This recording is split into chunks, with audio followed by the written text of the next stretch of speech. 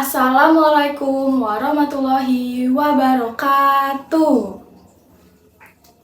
Gimana kabarnya hari ini anak-anak? Semoga kalian semua sehat semua ya. Nah, hari ini kita bakal belajar pelajaran matematika. Materi kali ini seru banget loh. Tapi, alangkah baiknya sebelum kita memulai pelajaran, kita berdoa terlebih dahulu agar pelajaran yang hari ini kita pelajari mudah kita ingat dan menjadi berkah. Ayo, tangannya dilipat dulu semuanya. Udah dilipat? Oke, udah. Berdoa dimulai.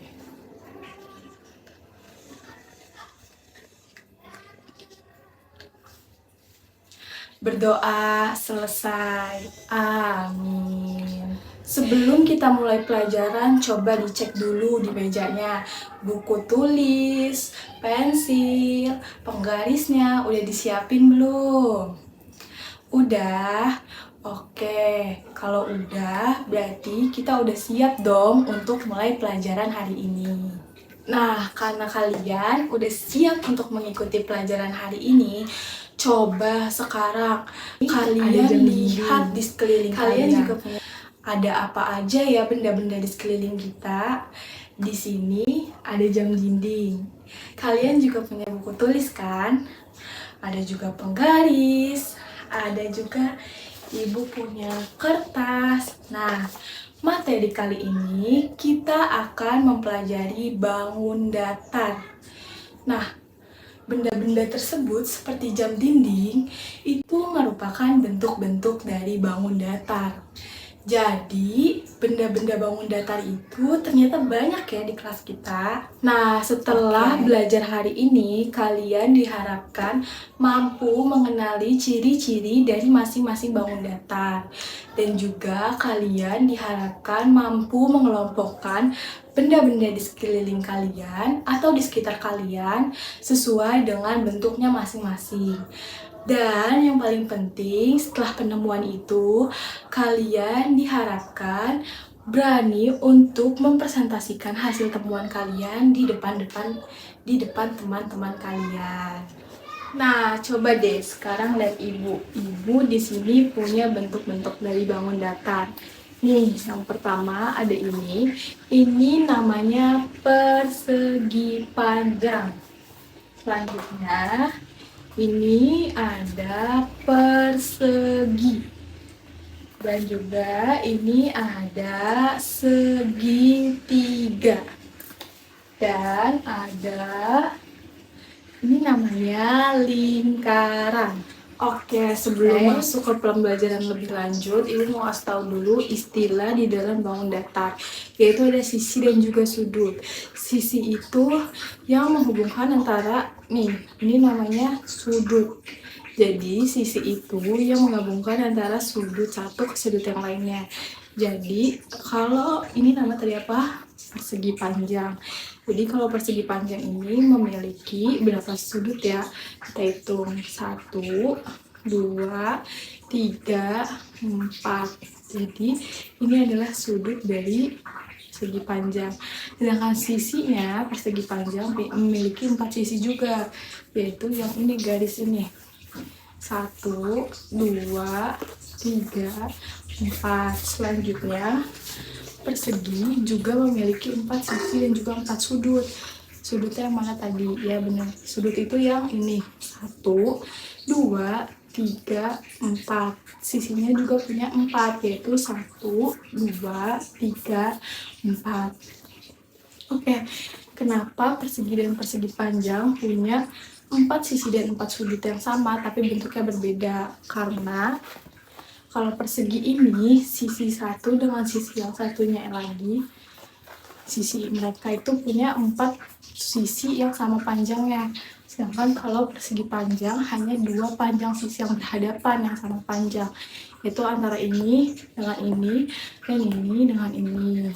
Oke, selanjutnya segitiga. Segitiga ini memiliki 3 sudut, Yang pertama itu ini, dan juga ini. Dan juga memiliki 3 sisi, yaitu 1, 2, dan juga 3. Oke, selanjutnya yaitu ada lingkaran. Lingkaran ini nggak memiliki sudut, tapi dia memiliki 1 sisi melengkung, yaitu ini. Oke, sekarang Ibu punya beberapa contoh benda yang untuk kita kelompokkan. Yang pertama, Ibu punya penggaris, tapi bentuknya seperti ini. Kita kelompokkan ini masuknya ke bentuk bangun datar yang mana ya? Coba, ini kan bukan, ini juga bukan, ini juga bukan. Nah, jadi penggaris ini termasuk benda dengan bentuk bangun datar segitiga. Selanjutnya Ibu punya koin. Ya, koin. Koin ini masuknya kemana ya? Benar, koin itu masuknya ke lingkaran. Selanjutnya, Ibu punya kertas nih. Kertas ini masuknya kemana ya? Ini kan bukan. Nah, jadi kertas itu termasuk bangun datar persegi panjang. Nah, kira-kira kalau persegi itu bentuk bendanya apa ya? Oke, setelah ini kalian akan mengerjakan LKPD untuk mengetahui seberapa pemahaman kalian tentang benda-benda di sekitar kalian yang termasuk ke dalam bangun datar. Oke, setelah mengerjakan LKPD, sekarang kita simpulkan yuk benda-benda apa dan ciri-ciri dari masing-masing bangun datar. Yang pertama yaitu ada segitiga. Segitiga ini memiliki 3 sisi dan juga 3 sudut. Contoh bendanya yaitu ini nih, penggaris segitiga. Selanjutnya ada lingkaran. Lingkaran ini nggak punya sudut, tapi dia punya 1 sisi yang melengkung. Contoh bendanya yaitu ada koin dan juga ada ini nih, jam dinding. Selanjutnya, persegi. Setelah kalian jawab tadi, apa yo contoh dari bentuk persegi? Benar, meja. Meja itu kan punya 4 sisi yang sama. Jadi sama kayak persegi. Persegi juga punya 4 sisi yang sama. Selanjutnya, persegi panjang. Tadi udah Ibu kasih tahu yaitu kertas. Benar, karena mempunyai 2 sisi yang sama panjang. Oke, yang dapat kita simpulkan dari pelajaran hari ini bahwa bangun datar memiliki ciri masing-masing. Jadi ciri-cirinya nggak sama ya. Jadi setiap bangun datar memiliki cirinya masing-masing. Dan juga ternyata banyak ya benda-benda bangun datar ini yang kita bisa temukan di sekitar kita. Nah, dari bagian yang sudah kita pelajari, kira-kira mana nih yang paling susah untuk dimengerti? Apakah persegi, persegi panjang, segitiga, apa lingkaran? Gak apa-apa, kita pelajari pelan-pelan secara bersama-sama. Belum paham sekarang gak apa-apa, kita terus coba untuk kalian bisa paham. Oke anak-anak, setelah kita mempelajari pelajaran hari ini, nanti di akhir sesi kalian akan mengerjakan soal evaluasi. Nah, soal evaluasi itu biar Ibu tahu seberapa pemahaman kalian tentang bangun datar. Kalau nanti kalian ada yang nggak paham, Ibu bisa perdalam bangun datar yang mana yang menurut kalian sulit. Nah, buat pertemuan selanjutnya, kita akan belajar cara menghitung luas dari bangun datar tersebut yang kita udah pelajarin ini. Makanya, pelajaran hari ini jangan lupa diulang di rumah, jangan hanya di sekolah saja ya.